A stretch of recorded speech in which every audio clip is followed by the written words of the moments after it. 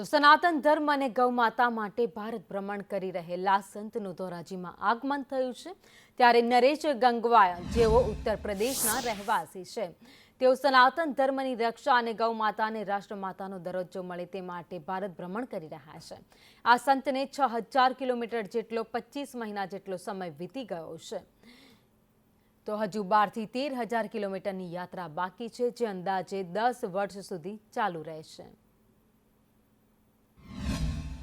અત્યારે બરેલીથી ઉત્તર પ્રદેશ એક સંત મહાત્મા આવ્યા છે, જેઓ છેલ્લા 25 મહિના થયા દંડવત કરતા કરતા ભારતનું ભ્રમણ કરી રહ્યા છે। તેમનો ઉદ્દેશ્ય, તેમનો સંકલ્પ એ છે ગૌ માતાને રાષ્ટ્રમાતા બનાવી, તેમજ આપણા જે દેશને છે હિન્દુ રાષ્ટ્ર બનાવવો।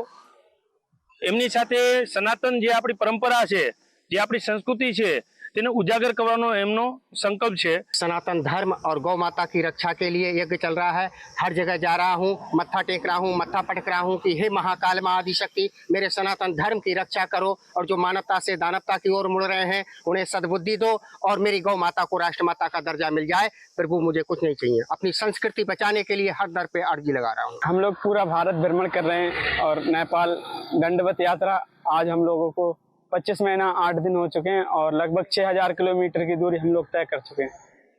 कितना अभी बाकी है? अभी लगभग 12000 किलोमीटर बाकी है और 10 साल अभी बाकी है हमारी यात्रा।